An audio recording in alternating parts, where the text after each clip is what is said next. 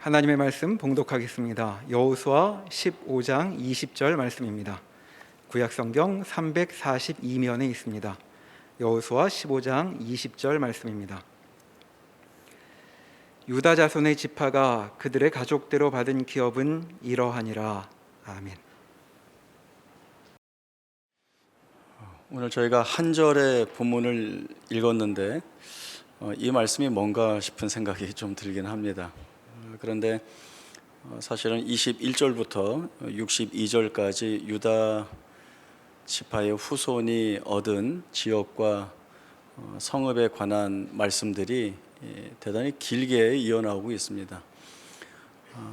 오늘 설교를 들으신 후에 그 지역과 도시의 이름들 120여 개가 넘는데 사실 우리의 귀에 익숙하지 않고 또 읽기도 어려운 부분이 있지만 그러나 설교 들으신 후에 찬찬히 읽어 나가시면 그 안에서 하나님께서 또 새롭게 깨닫게 하시는 귀한 은혜가 있을 줄로 압니다. 저희가 시간상 읽지는 않았지만 이러한 배경이 좀 있다 이렇게 여겨주시고 오늘 설교 함께 나눠보도록 하겠습니다.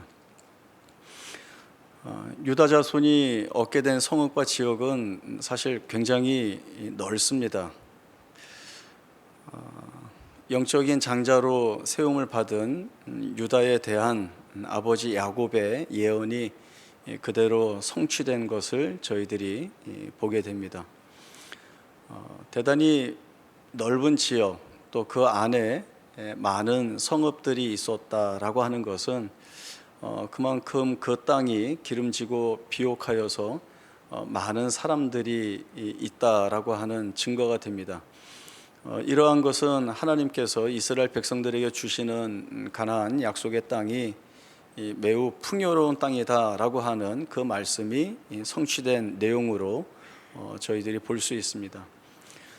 그런데 앞으로도 계속 다른 지파에 분배받는 땅에 관한 말씀들을 살펴보게 될 텐데 이스라엘 백성들은 땅을 분배하는 과정에서 이런 생각을 가질 수가 있습니다. 어느 지파는 좋은 땅을 받았고 어느 지파는 좋지 못한 땅을 받았다라고 하는 생각을 갖게 되겠죠. 그들이 분배받는 땅은 기름진 평화일 수도 있고 혹은 거친 광야일 수도 있고 험악한 산지일 수도 있습니다. 그렇기 때문에 좋은 땅을 받으면 참 좋겠다, 앞으로 편하게 살겠다 이런 생각이 들 테이고 반대로 좋지 못한 땅을 받게 되면 앞으로 사는데 상당히 불편하겠다, 이거 망한 거 아니냐라고 하는 생각을 갖게 될 것입니다. 그러나 저희가 이미 여호수아 14장에서 살펴보았듯이 하나님께서 각 지파별로 분배받게 되는 일을 제비뽑기로 하라는 명령을 주셨습니다. 이러한 제비뽑기를 통하여서 분배받는 땅은 어떤 요행이나 운에 의한 것이 아니라 하나님이 직접적으로 개입하셔서 어느 지파 후손에게 어느 땅을 주겠다라고 하는 것이 하나님의 뜻, 하나님의 결정에 의한 것이라는 사실들을 이 이스라엘 백성들이 볼 수 있어야 합니다. 하나님이 주셨다라고 하는 것이 어떤 의미를 갖는가 하면 이러한 부분들이 있습니다. 가나안 땅, 약속의 땅을 어떻게 표현하는가 하면 젖과 꿀이 흐르는 땅이다 이렇게 이야기를 합니다. 그 땅은 기름지고 비옥하여서 그 땅에서 얻는 소출이 또 수확되는 결실들이 매우 풍성할 것이라는 것입니다. 그러나 이 현실적인 좋은 것보다 훨씬 더 중요한 것은 그 가나안 땅은 연초부터 연말까지 여호와의 눈이 항상 그 위에 있는 땅이라는 것입니다. 다시 말하면 하나님이 돌보시는 땅이 바로 이 가나안 땅이다라고 하는 겁니다. 하나님이 돌보시는 땅이라고 한다면 그 땅이 사막이라 할지라도 거기에 샘을 내어서 좋은 땅으로 바뀌어 내실 수 있다라고 하는 의미가 있고, 하나님이 돌보시지 않는 땅이라고 한다면 그 땅이 아무리 좋은 땅이라고 할지라도 가시덤불을 낼 수밖에 없다라고 하는 의미가 이 가나안 땅이라고 하는 특별한 영역 안에 담겨져 있습니다. 하나님께서는 자기 백성을 자기의 통치 영역 안에 두시고 내가 책임진다라고 하는 사실들을 누누이 이스라엘 백성들에게 보이시고 가르쳐 주셔서 땅을 분배받는 데에서 끝나는 것이 아니라 앞으로 이 땅에서 계속 살아갈 이스라엘 백성들과 그들의 자녀와 후손들이 하나님을 붙들고 사는 것이 가장 큰 복이라고 하는 사실을 무엇보다도 중요하게 여기고 살아야 한다라고 하는 것들이 이러한 말씀들을 통하여서 주어지고 있습니다. 좋은 땅, 좋지 않은 땅이라고 하는 것은 사람들이 보고 판단하는 것에 기준을 갖습니다. 대체적으로 좋은 땅이라고 한다면 우리에게 소출을 넉넉하게 주어서 우리가 살아가는데 불편함이 없게 하는 땅이라고 하는 의미가 있고, 좋지 않은 땅이라고 하는 것은 소출이 풍족하지 않아서 우리로 하여금 궁핍케 만들고 그것이 삶의 어려운 부분들로 이어지게 만든다라고 하는 기준을 갖게 됩니다. 그러면 단지 이 기준에 의한 것만이 좋은 땅, 나쁜 땅을 판단하는 근거가 될 것인가 라고 스스로 우리에게 물어볼 때 우리는 많은 생각들을 해보아야 합니다. 우리에게 주어지는 소출이 많아서 풍족하고 배불러서 그래서 하나님을 잊어버린다고 한다면 그 소출의 풍성함과 배부름은 오히려 우리를 망하게 하는 원인이 될 수 있다라는 것을 저희가 놓쳐서는 안 됩니다. 예수님께서 누가복음 12장에서 비유로 주신 말씀이 있습니다. 한 부자에 관한 말씀이었는데요. 한 부자가 돌아보니 그의 소출이 대단히 풍족해서 고민을 하나 하게 되었습니다. 내 곳간에 다 채워 넣을 수 없다라고 하는 것입니다. 그래서 그가 한 생각은 이전에 있던 내 곳간을 헐고 이 모든 것들을 다 담을 수 있는 곳간을 새로 지어서 내 모든 것과 소출을 이 곳간에 쌓아두겠다라고 하는 것입니다. 그리고 스스로에게 이르기를 내 영혼아 내가 많은 것들을 쌓아두었으니 이제부터는 이 풍족한 것들을 먹고 마시며 즐기자라고 하는 것이었다. 그러나 하나님이 이 부자에게 무엇이라고 말씀을 해주셨습니까? 어리석은 자요, 어리석은 자요, 내가 오늘 밤 내 영혼을 내게서 도로 찾는다면 내 쌓은 것이 누구의 것이 되겠느냐라는 말씀을 하신 것입니다. 이 말씀에 대하여서 예수님은 아무리 풍족해도 하나님에 대하여 부여하지 못한 자는 그 가진 것이 아무 쓸모가 없다라고 하는 말씀을 주셨습니다. 반대로 소출이 적어서 궁핍한 가운데 있는 자가 자신의 궁핍함을 하나님께 아뢰고 하나님이 주실 것에 대한 기대를 가지고 하나님 앞에서 살아간다라고 한다면 그것만큼 복된 생애는 없다라는 것을 우리에게 가르쳐 주십니다. 같은 누가복음에서 예수님이 가난한 과부가 드리는 2렙돈의 헌금을 가장 귀하다라고 말씀해 주신 것에서 우리는 그 의미를 생각해 볼 수가 있습니다. 이스라엘 백성들은 부족하지만 넉넉하다는 것이 무엇인지 알아야 합니다. 약하지만 그것이 강하다는 것이 무엇인지를 알아야 합니다. 부족한 것을 넉넉하게 하시고 약한 것을 강하게 하시는 하나님이 우리의 살아가는 삶의 그 발걸음을 지키고 계시는 주체가 되신다라고 하는 사실들을 잊어서는 안 되는 것입니다. 레위기 25장 1절에서 12절까지의 말씀을 찾아보겠습니다. 레위기 25장 1절부터 12절까지의 말씀 제가 읽겠습니다. 여호와께서 시내산에서 모세에게 말씀하여 이르시되 이스라엘 자손에게 말하여 이르라 너희는 내가 너희에게 주는 땅에 들어간 후에 그 땅으로 여호와 앞에 안식하게 하라. 너는 6년 동안 그 밭에 파종하며 6년 동안 그 포도원을 갖고 그 소출을 거둘 것이나 7째 해에는 그 땅이 쉬어 안식하게 할지니 여호와께 대한 안식이라. 너는 그 밭에 파종하거나 포도원을 가꾸지 말며 내가 거둔 후에 자라난 것을 거두지 말고 가꾸지 아니한 포도나무가 맺은 열매를 거두지 말라. 이는 땅의 안식년 이민이라.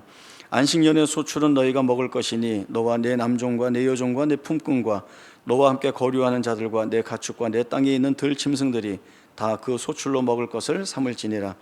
너는 7 안식년을 계수할지니 이는 7년이 7번인즉 안식년 7번 동안 곧 49년이라.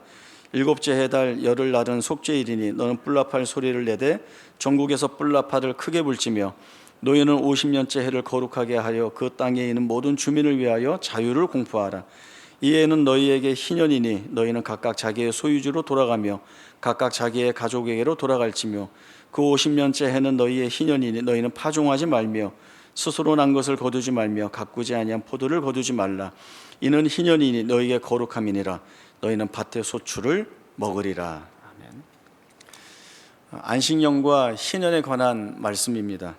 간단하게 말씀드리면 안식년이라고 하는 것은 6년 동안 땅을 경작하여서 거기에서 난 소출을 먹게 하시고 7째 해에는 그 땅을 1년 동안 쉬게 하는 하나님 앞에서 지켜야 하는 제도입니다.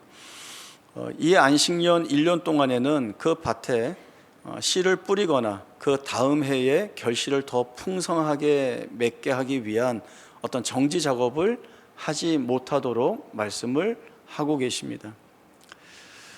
그리고 희년이라고 하는 것은 이 안식년이 7째 지나가는 해 그리고 그 뒤에 바로 이어지는 50년째 되는 날을 뜻합니다. 희년이 되면 대제사장이 뿔을 불어서 온 이스라엘 백성들의 삶에 자유가 선포되는 그러한 나팔을 불게 됩니다. 이 희년 1년 동안에도 안식년과 마찬가지로 1년 동안 경작을 하지 못합니다. 그러나 그뿐만이 아니라 이러한 일들이 뒤따르게 됩니다. 첫 번째는 땅이 있다면 그 땅의 원주인에게 이 땅을 돌려주어야 합니다. 다음에 두 번째는 종이었던 사람들이 그 종의 신분에서 해방되어서 자유인이 되어 가족의 품으로 돌아가도록 해야 합니다. 세 번째는 내게 빚진 자가 있다면 그 빚진 모든 것을 다 탕감해 주어야 합니다. 이러한 안식년과 희년의 제도를 저희가 보게 되면 언뜻 한 사회의 한 공동체의 시장 질서나 경제 질서를 무너뜨리는 면이 있지 않겠는가라고 하는 그런 생각들을 해보게 됩니다. 그러나 하나님께서 안식년과 희년을 두시는 것은 너희가 살아오는 모든 날들이 너희에 의한 것이 아니라 내게 있었다라고 하는 사실들을 분명하게 돌아보는 기회로 삼도록 하시는 것입니다. 너희가 열심히 수고하여 흘리는 그 땀을 하나님께서 귀하게 여기시고 그들이 수고한 대로 거둔 것을 하나님이 허락하시고 베푸시는 은혜 안에서 마음껏 누리도록 하나님이 이끌고 계시다는 것들, 그리고 혹 내가 가지고 있었던 땅을 원래의 땅 주인에게 돌려주어도 내가 가지고 있는 소유가 전혀 줄어들지 않고 있음을 확실하게 보여줄 수 있는 기회로 삼고 계시다는 것. 내게 빚진 자가 있어 그것이 많든지 적든지 하나님이 주시는 말씀에 따라 다 탕감해 주었음에도 불구하고 내가 가난해지지 않았다라고 하는 사실들을 보게 하시는 것입니다. 이러한 사실들을 보게 하시고 확인받게 하여 주심으로 인하여서 내 삶이 전적으로 하나님의 은혜였음을 고백하게 하는 시간으로 삼게 하는 겁니다. 실제적인 질문과 답이 여기에서 뒤따릅니다. 하나님, 희년이 되면 만 3년 동안은 우리가 농사도 짓지 못하고 그래서 소출을 거두지 못하는데 그러면 우리 뭐 먹고 삽니까? 라고 하는 질문이 나올 수 있습니다.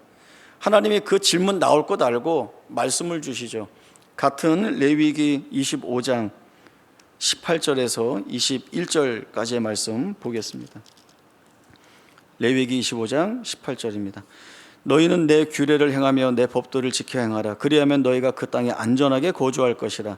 땅은 그것의 열매를 내리니 너희가 배불리 먹고 거기 안전하게 거주하리라. 만일 너희가 말하기를 우리가 만일 일곱째 해에 심지도 못하고 소출을 거두지도 못하면 우리가 무엇을 먹으리요 하겠으나 내가 명령하여 여섯째 해에 내 복을 너희에게 주어 그 소출이 3년 동안 쓰기에 족하게 하리라.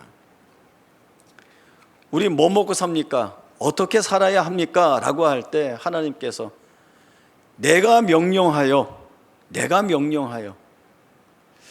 우리가 잘 믿지 못하는 사람이 나만 믿어 할 때에는 못 믿을 수 있지만 하나님께서 내가 명령하여 여섯째 해에 내가 복을 너희에게 주어 3년 동안 쓰기에 부족함이 없게 하리라 라고 하는 말씀을 주신다고 한다면, 하나님이 그 말씀을 주신다고 한다면 이거보다 더 분명하고 정확한 것이 어디에 있겠습니까? 하나님이 그 약속을 주시고 있습니다. 내가 반드시 할 테니 너희 그걸로 염려하지 마라. 지금까지 내가 책임 있게 너희를 이끌고 왔는데 그거나 못하지 않는다라고 하는 이 말씀을 주시고 있는 것입니다. 이스라엘 백성들은 가나안 땅을 차지하는 전쟁을 할 때에도 자기들이 싸워서 그 땅을 차지하지 않았습니다. 그리고 이스라엘 백성들이 알아야 할 것은 하나님이 우리를 위하여 싸우셔서 이 땅을 우리 손에 주셨다라고 하는 것입니다. 이것은 승리의 내용으로만 귀결되는 것이 아니라 땅을 분배받는 자리, 우리를 대신하여 싸우신 하나님께서 이 땅을 우리에게 주셨고 이 땅을 분배하는 자리에서도 하나님의 뜻을 드러내어 우리로 하여금 부족하지 않게, 모자라지 않게 하나님이 행하시는 모든 일들이 우리에게 합당한 것이 되게 하신다라고 하는 이 사실을 붙들게 만드는 중요한 고백의 내용이 되어야 합니다.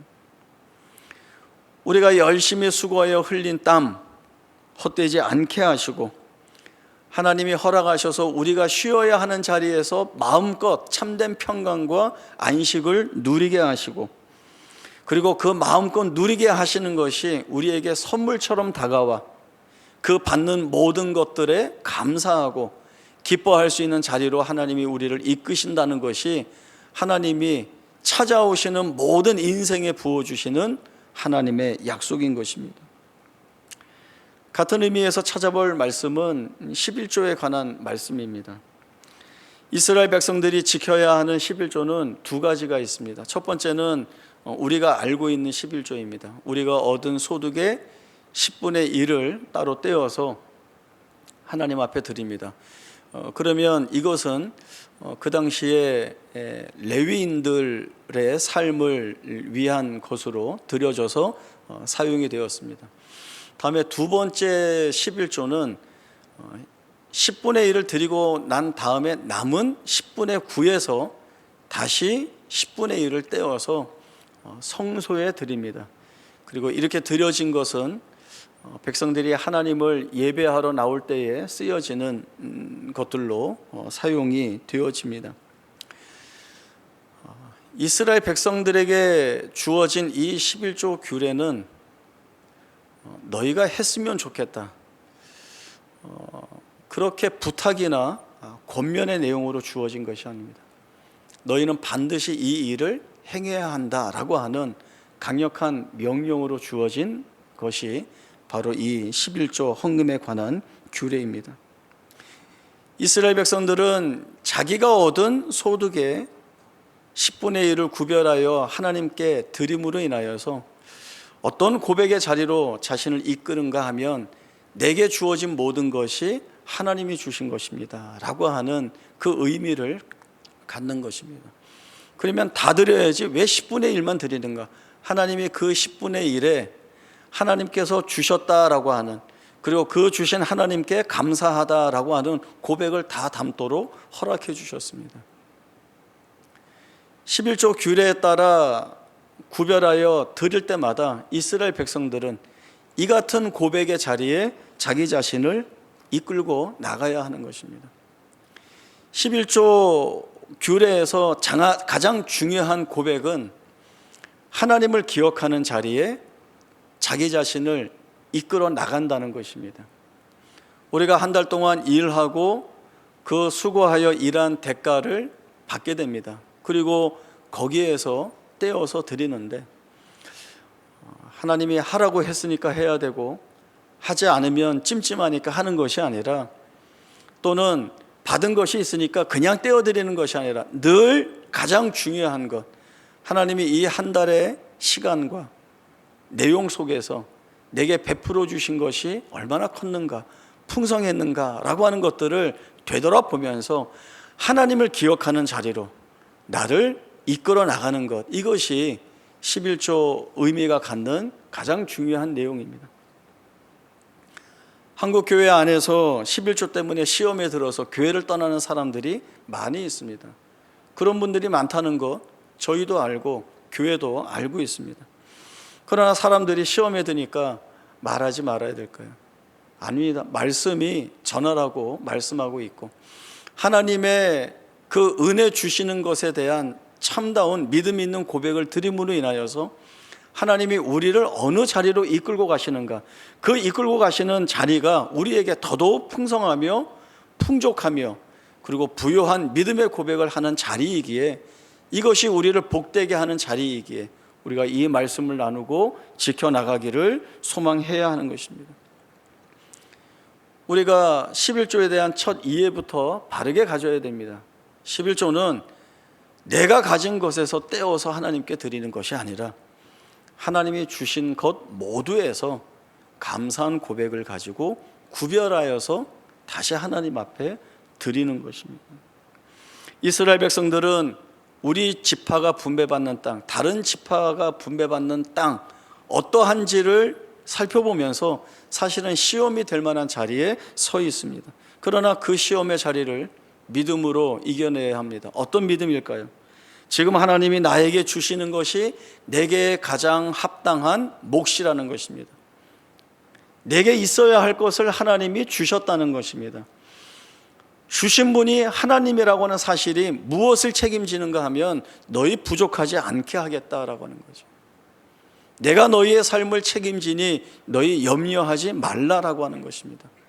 어제를 책임지신 하나님이 오늘을 책임지시고, 오늘을 책임지신 하나님이 내일을 은혜 가운데 이끌어 가실 것이라는 약속이 바로 이 분배하는 모든 과정 가운데에서 분명하게 드러내는 또 다른 하나님의 약속의 말씀이 되고 있는 것입니다. 하나님이 주신 것이 합당한 몫이기에 우리 부족하지 않게 하실 거야, 이런 생각들은 어떤 사고 방식이 긍정적이거나 어떤 생각이 유연한 사람들이 하는 것이 아니라 하나님께 전적인 믿음을 두고 살아가는 자들이 해야 하는 바로 그 믿음의 고백인 것입니다. 우리가 살아가면서 하나님께 아뢰는 것들 많이 있습니다. 하나님, 이것 주시면 좋겠습니다. 이 일이 되었으면 좋겠습니다 라고 하는 것들도 있고, 하나님, 이런 일은 없었으면 좋겠습니다, 이건 아닙니다 라고 하는 일들이 다 있습니다. 우리가 원하는 것들이 손에 쥐어지면 하나님이 나에게 복을 주셨다라고 하는 고백이 너무나 쉽게 나오지만, 그러나 원치 않는 일들이 이루어지면 불평과 원망이 하나님께 드러납니다. 하나님이 주시는 합당한 목, 그것이 선물이라고 의미를 좀 자세히 살펴볼 수 있기를 원합니다.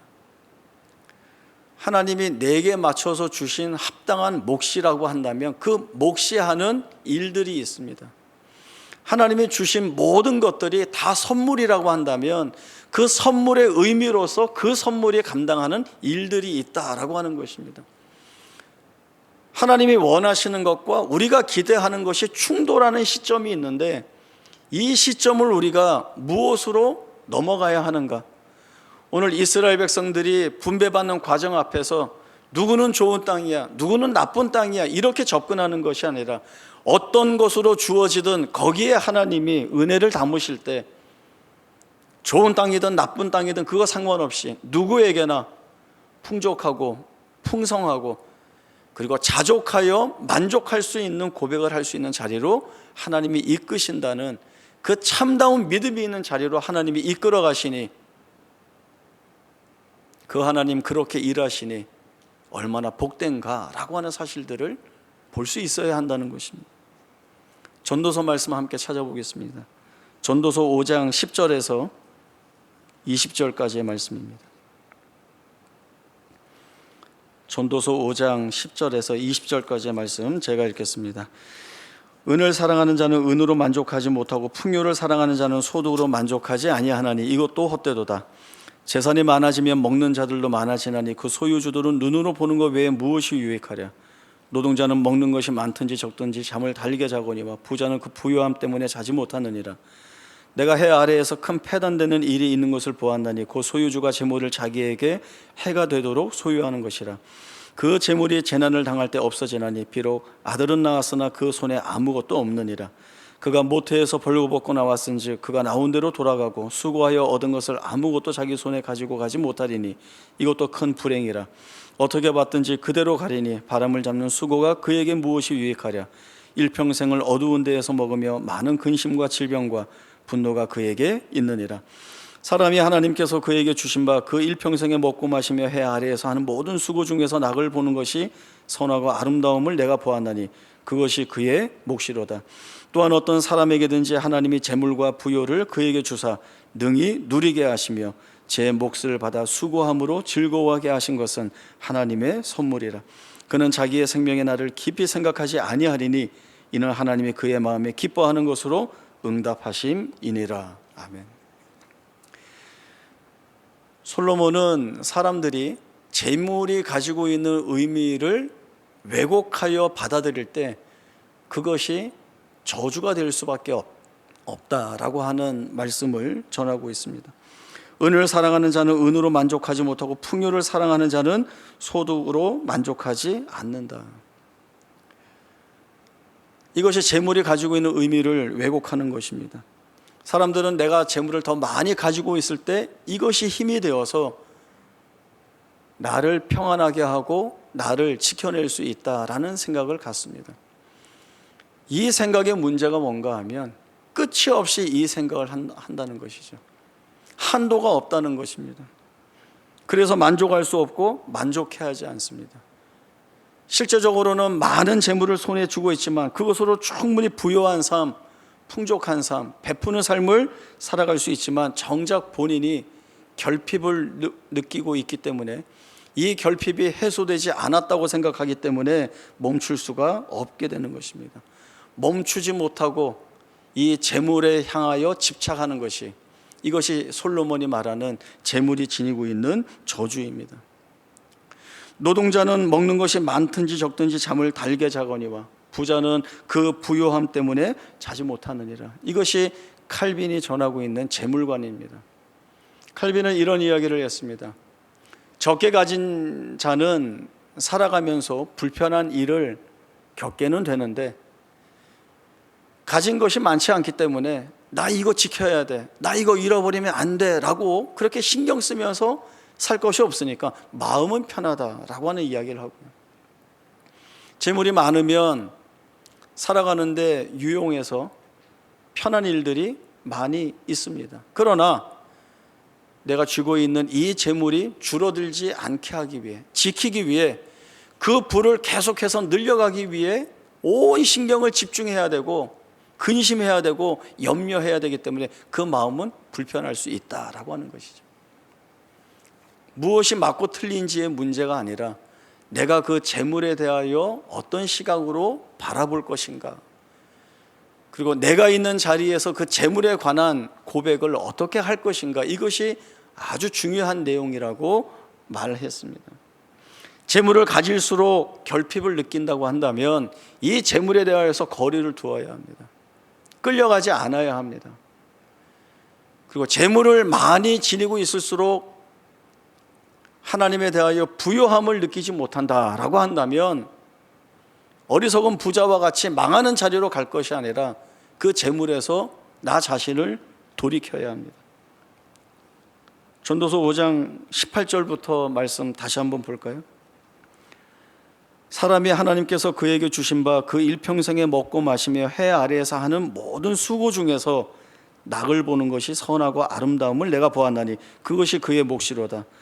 또한 어떤 사람에게든지 하나님이 재물과 부요를 그에게 주사 능히 누리게 하시며 제 몫을 받아 수고함으로 즐거워하게 하신 것은 하나님의 선물이라. 그는 자기의 생명의 날을 깊이 생각하지 아니하리니 이는 하나님이 그의 마음에 기뻐하신 것으로 응답하심이니라. 하나님이 우리의 삶에 채워주시는 것들이 많이 있습니다. 어떤 것들은 좋은 것들도 있고 어떤 것들은 우리가 수고하고 애써야 하는 고통스러운 것들도 많이 있습니다. 그러나 하나님이 이것이 우리에게 주신 몫이고 이 안에서 행하고 그리고 누리는 모든 것들이 하나님이 주신 선물처럼 주어진 것이라는 말씀을 주고 있습니다. 그러니까 아이들이 선물을 받으면 처음에는 그 선물에 눈길을 빼앗깁니다. 아, 이거 내가 원하던 거야, 이거 내가 좋아하는 거야, 이거 너무 좋아 라고 품에 안지만 그 다음에 시선을 두는 것은 이 선물을 주신 분이 누구인가 라고 하는 거죠. 엄마가 주었으면 엄마한테 고맙다고 할 거고 아빠가 주었으면 아빠한테 감사하다는 이야기를 할 겁니다. 그 눈에 사랑을 담아서 막 그런 이야기 하지 않습니까? 우리의 생애 가운데 좋은 것, 나쁜 것, 때로는 힘들고 어렵고 그래서 아프고 상실감을 느끼고 절망을 느끼는 일들이 많이 있는데 하나님이 주신 몫이라는 거예요. 그리고 그 몫은 더 나아가서 하나님이 주신 선물이라고 말씀하고 있습니다. 너희 그 안에서 누리게 할게. 너희 그 안에서 수고한 것 마음껏 누리게 할게. 그리고 누리면서 즐거워하게 할게. 내가 할게 라고 하는 약속을 하나님이 주십니다. 무슨 의미일까요? 너희에게 주어진 것, 너희가 좋아하는 것들, 그래, 내가 너희한테 준 복이야. 마음껏 누려. 너희가 마음 아파하고 괴로워하는 일들, 고통스러운 일들, 그거 역시 내가 너희한테 주신 몫이야. 그러나 그것으로 인해서 너희 망하지 않아. 그것으로 인해서 너희 더 내 백성답게, 내 백성다운 고백을 하게 되고 그 고백을 함으로 인하여서 하나님께서 이 자리에서 이런 것들을 겪고 감수하고 견디고 넘어가게 하는 이 자리에서 감사한 고백을 쏟아내도록 할게. 너희 염려하지 마라. 우리의 살아온 날들 돌아보면 이런 것들 얼마나 많은지 모릅니다. 그 당시에는 이 괴로운 일들이 괴로운 것으로만 끝나는 것 같아서 하나님 이게 뭡니까? 라고 항변했던 일들이 얼마나 많은지 모릅니다. 하나님 저 이거 아니에요. 이거 버려주세요. 떼어주세요. 잘라주세요. 라고 얘기했는데 그 날들을 지나올 때 하나님이 우리를 어떻게 단련시키고 훈련시키고 바꾸어내시는가 하면 거기에서 나의 한계를 보게 하시고 이 일이 내가 할 것이 아니라 하나님이 풀어내셔야 하는 일들을 보게 하셔서 우리로 하여금 방향을 나에게서 하나님에게로, 세상의 헛된 것에서 하나님에게로 바꾸어내는 일들을 하시는 거죠. 그러면 되지 않았습니까?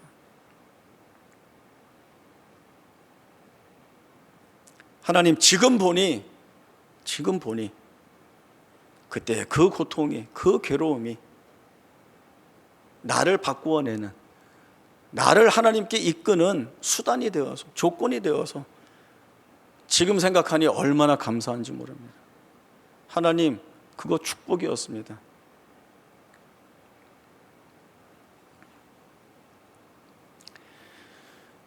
이스라엘 백성들은 땅을 분배하는 이 과정 속에서 하나님이 주시는 것이 가장 좋다는 것, 우리의 눈에 부족해 보이지만 이 안에서 하나님이 일하셔서 채우실 것이 있다는 것들을 볼 수 있는 자리에 자기를 세워야 합니다. 그래야 분배의 과정이 끝나고 분배받은 땅에 돌아가서 자신의 삶을 살아갈 때에 이 고백을 가지고 살아갈 수 있습니다. 이 고백이 없으면 망하는 자리로 갈 수밖에 없습니다. 하나님이 책임지고 이끄신다는 이 고백을 가지고 자기의 삶에 뛰어들지 않으면 부패한 우리의 본성은 늘 죄악된 자리로 우리를 이끌어갑니다. 우리의 발길을 빼앗습니다. 우리의 마음을 무너뜨립니다. 가장 귀중한 고백입니다. 하나님에게서 나오는 모든 것들이 선하고 아름답습니다. 하나님이 주시는 것이 내게 가장 좋은 몫입니다.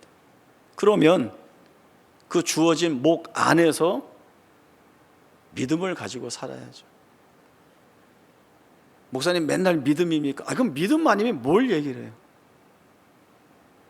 제가 성도 여러분의 정신력을 강화시키는 이야기를 하겠습니까? 하나님이 어떤 분이신지를 알고 그 하나님이 무엇을 드러내시는지를 알고 그러니까 무엇으로 반응해야 되는지를 우리가 알아야 하나님이 원하시는 자리로 나아가죠. 하나님 앞에서 그리고 그 하나님 앞에 서서 하나님의 은혜로 살아가는 자임을 놓쳐서는 안 되는 것입니다. 우리의 삶에 이미 찾아오셔서 이 같은 약속을 주시고 이끌어 가시는 하나님의 인도하심이 있습니다. 하나님이 우리를 세우시는 자리가 있습니다. 하나님 저 거기는 안 가요 이러지 마시고 그리고 내가 안 간다고 해서 안 가지도 않습니다. 하나님이 고집스럽게 끌고 가십니다. 거기에 서서 너 나 봐라 이러시고 끌려가실 때 감사한 마음으로 끌려가시고 거기에서 하나님 깊이 만나시고 그리고 그 하나님이 원하시는 믿음 있는 고백을 쏟아내어서 우리의 삶에 개입하셔서 우리의 모든 것들을 책임지겠다는 그 하나님의 약속을 붙들고 감사하면서 살아가는 우리 모두가 되어야 할 것입니다. 그 은혜가 오늘 이 말씀을 통하여 확인받는 말씀이기를 바랍니다. 기도하겠습니다. 하나님 아버지, 우리의 살아가는 날들을 돌아보면 사실 우리 마음에 드는 것들이 하나도 없습니다. 이거 없었으면 좋겠고 이것보다 훨씬 더 좋은 것들이 우리에게 주어졌으면 좋겠고 이 일을 하나님이 다 해주시면 좋겠다는 생각뿐입니다. 그러나 우리의 삶의 현실을 들여다보면 우리가 원치 않는 일들이 많이 찾아와 있습니다. 우리는 버리고 싶지만 하나님은 그것이 우리에게 가장 귀한 은혜의 수단이 될 것이라는 약속의 말씀을 주십니다. 너희 부족하지 않다, 모자라지 않다. 너희가 생각하는 것보다 훨씬 크게 내가 일하여 너희 복된 생애로 만들겠다는 약속을 주셨습니다.